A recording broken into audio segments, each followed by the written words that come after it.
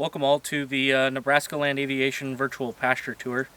I'm Cole Lewandowski, representing Nebraska Land Aviation. Here with me is our Corteva Agri-Science rep, Abe Smith out of Kearney, Nebraska.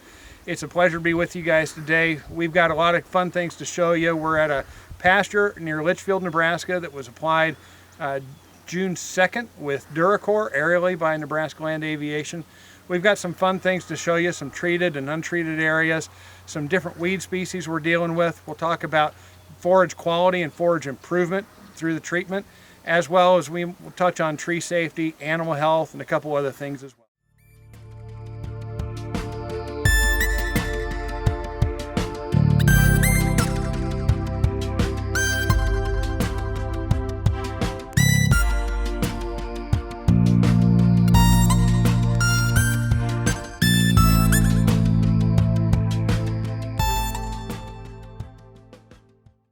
Ragweed is probably the #1 problem we face here in Nebraska in terms of weed pressure and weeds that actually reduce the amount of forage on your acre. So I'm standing here in a patch of untreated pasture. We've got ragweed that's about chest high on me, about 4 feet tall. And when we don't take control of our weeds, you get results like this that not only remove the forage from there, but you also can see the amount of seed that it continues to propagate and produce by having plants this size.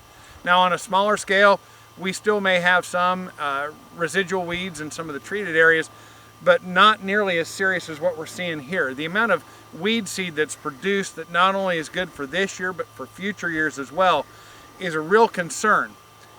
So not only do you have issues with forage reduction, but with ragweed specifically, we tend to see more issues with pink eye or animal health related to, as this stuff dries down, cattle go hunting for grass in and among what's left here, and they end up getting styes in their eye. They end up having injuries, results in more vet calls, more vet bills. As we look at why we treat pastures, reducing problems like ragweed, not only for forage health, but also animal health, is a big concern. As we look around here in some other spots, we can also see a couple other weeds that are very common to the area. Things like goldenrod. We tend to see a lot of goldenrod. So this time of year we have these beautiful pink flowers. We'll probably try and show you a couple others going down the road. But then we have ironweed. This time of year you'll find ironweed very commonly. You can see this cluster of flowers. Some people might try and confuse it with Canada thistle. But what's unique about it is its leaf shape. And if you can get up close on that, you can see that sawtooth edge on that leaf that ends up being relatively unique. So this leaf shape paired alongside these flowers, which are usually purple in the summer as they dry down, this stuff gets really woody and stemmy. I can't even snap this thing off. That's one of the reasons they call it ironweed. It's just a really difficult plant to deal with.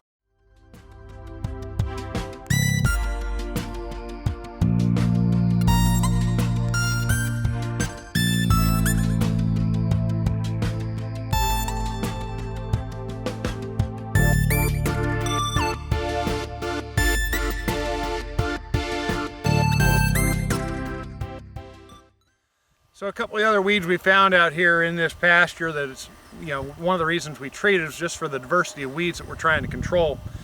We've got a couple here. Here's a mare's tail. Many of you are familiar with that in your crop situations. We really noticed an increase in mare's tail in the last couple summers, especially in pastures. One of the reasons for that is we're seeing the germination time of mare's tail evolve a little bit through selection pressure with Roundup. We used to think of this as a winter annual, maybe germinating in March or April. Something like this now is germinating in September, maybe even August, or in this case of these were probably more of a traditional late May, early June. Without any sort of herbicide on them, there's no restriction on them, they tend to propagate pretty readily. Another weed we tend to run into very commonly in this central Nebraska area, curly cup gumweed, gets its name from the fact that some folks call it rosinweed. If you handle it, it gets tacky. It makes it really, generally a pretty hardy weed, especially in drought conditions in the summer.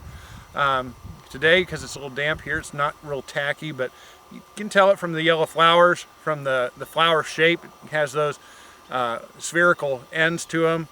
And from a lot of cases, a lot of people might like the appearance of them, but these tend to be really difficult to control and can rob nutrients and steal away areas of your pasture very quickly. We talked about ironweed. This is a similar kissing cousin of a weed we call vervain. And it's similar in some ways because of the serrated edges on the leaves, but the fluorescence of it usually shows up as a purple stems like these. These will turn flower out purple. The ironweed tends to have clusters of flowers. These have these long elongated flowers. This is a later emerging weed along with marijuana. It makes them relatively tough to control from a pre standpoint. We can do a good job post. But even if we miss some of them pre, we've found out over the years that doing an early season weed control program significantly reduces the population of them deep into the season. Even if we do get some in July, the quantity is significantly reduced. A couple other ones to talk about here. This central Nebraska fleabane, kind of a troublesome looking weed at first glance. There's not a lot of leaf surface on here.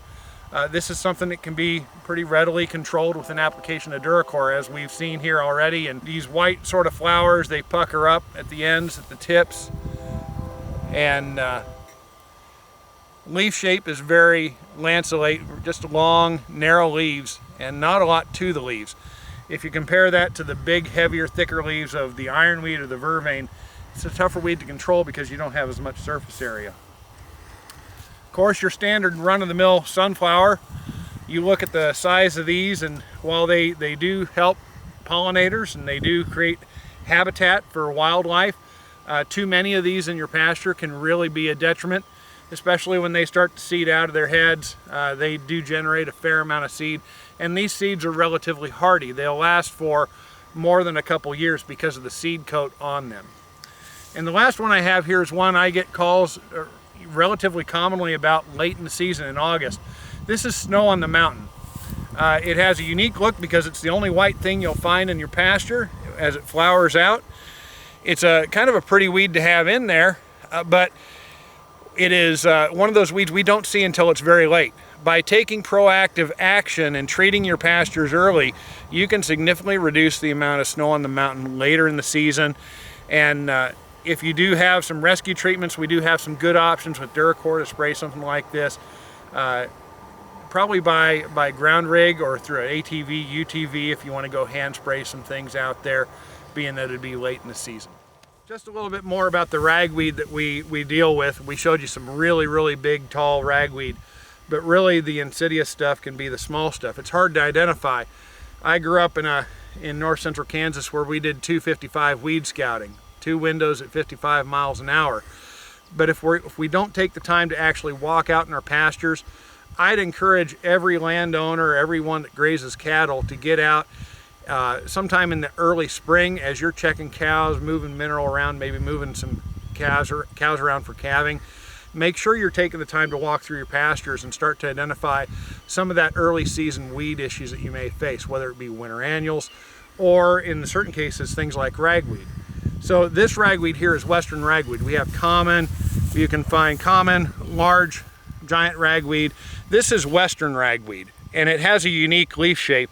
It's a little bit different than the other ragweeds, but it's probably, as I've said earlier, it's probably the #1 weed issue we really fight here in central Nebraska, and we don't think about fighting it because it's not noxious. You're not being told by the county that you need to control it.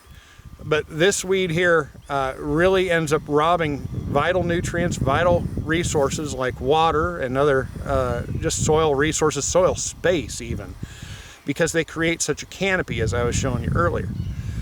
So something like this is not only a detriment, but it's like having something nasty in your salad. Ragweed is not preferable to cattle. If they were given a chance to browse around it, they would go somewhere else. So if you think about your own salads and what you prefer, if you'd prefer grass over ragweed, that's what your cow goes through as they're kind of browsing through here. And so we see areas like that big ragweed spot that tend to propagate themselves because the cattle don't spend a lot of time in there.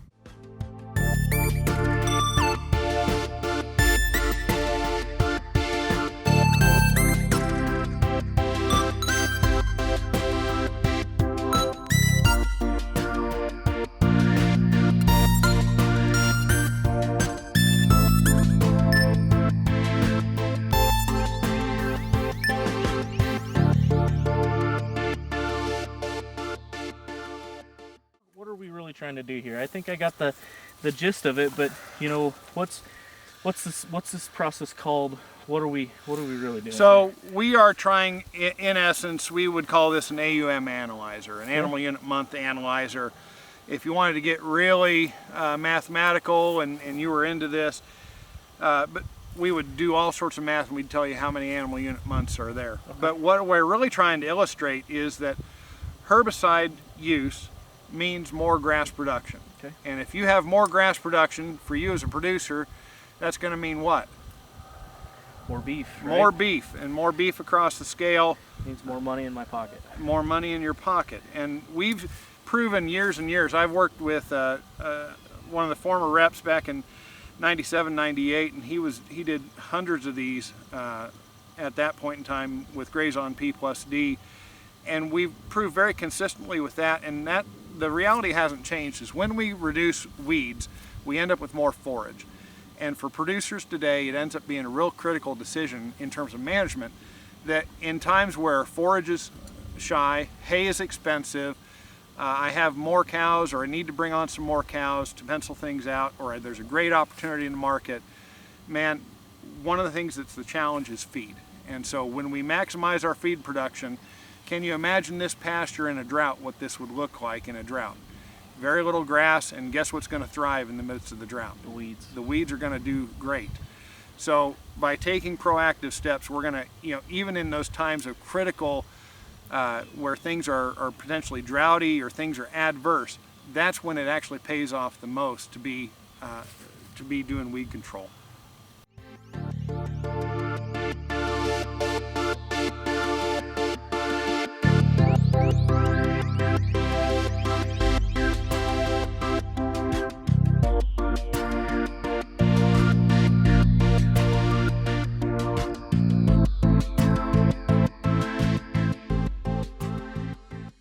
This is a field that is really heavily populated with weeds, and so it poses some challenges. A lot of folks would look at this field and say, I don't understand why it's not spick and span.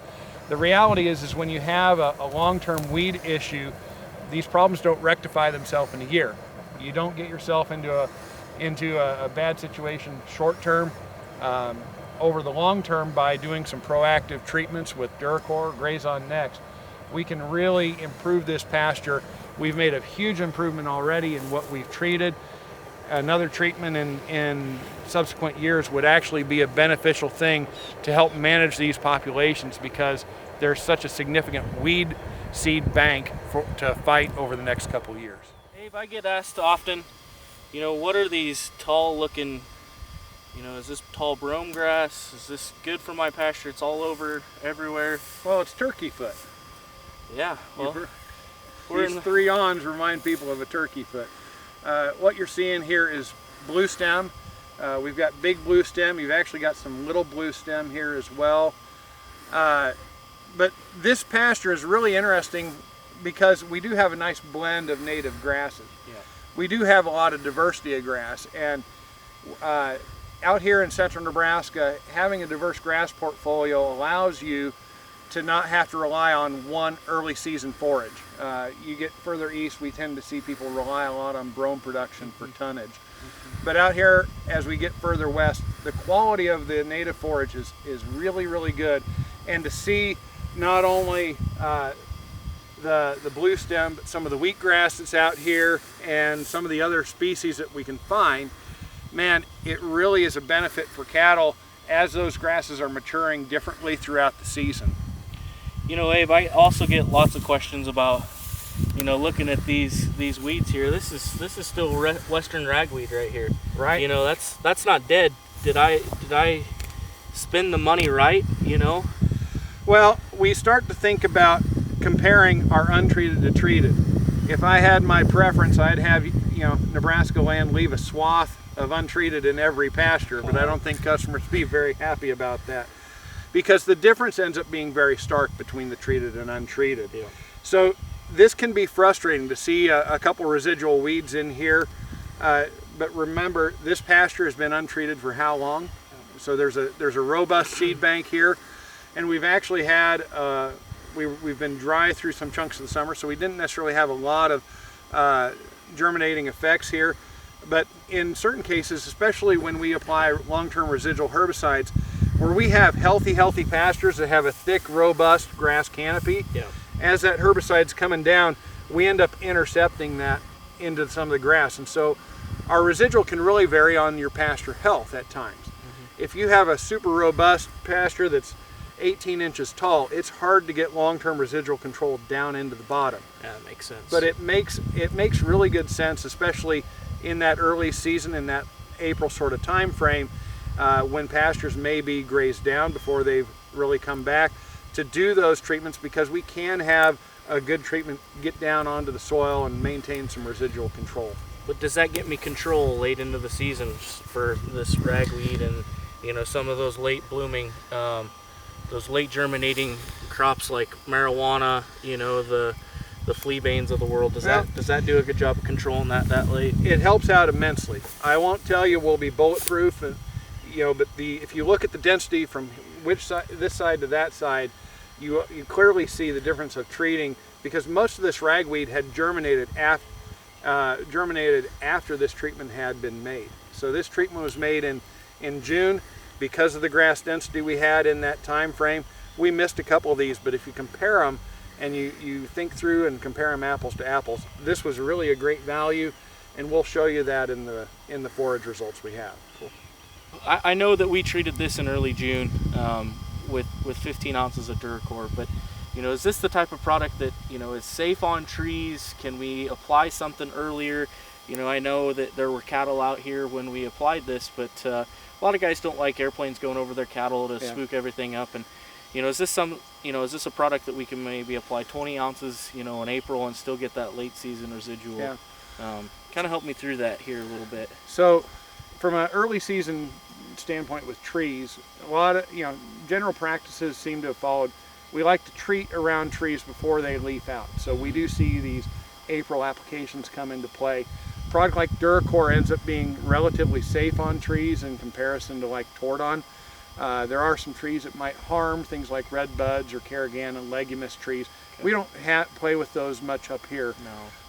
But for our hardwoods, for our cottonwoods, for some of the other hardwoods we run into, we're going to be pretty safe. Now, that doesn't mean we won't see some leaf twisting, and you might see a little bit of defoliation. Yeah. But long term, those trees will be healthy. As we can kind of see here, you know, we get in some of this treated area. You can see a little bit of twisting, like you said, maybe a few yellow leaves, but you know, I don't think that there's anything that's going to die, really. No. You know. No. So, you know, and then we get into looking at rates. You asked me, can we put 20 ounce for that long-term residual? We've done a lot of 15-ounce rates with Nebraska land and seen pretty good results with that. If you want more residual, we can look at that higher end of the rate range, especially if you're dealing with long-term perennial weeds. In our area, commonly that's going to be Canada thistle, where we have you know, really systemic Canada thistle issues. We're going to try and push that rate up there to get some of the product out there that really does a good job at the highest level to control Canada thistle. Or, you know, if you're looking for a long-term residual, that may be an option as well. You know, something we really haven't talked about, and maybe kind of off the cuff here a little bit, we haven't talked about the musk thistle at all. Yeah. Haven't talked about the musk thistle, haven't talked about mullein weed, anything like that. And you know, as I look at this pasture and know a little bit about the history, you know, this was heavy musk thistle ground up here, and I haven't seen much out here.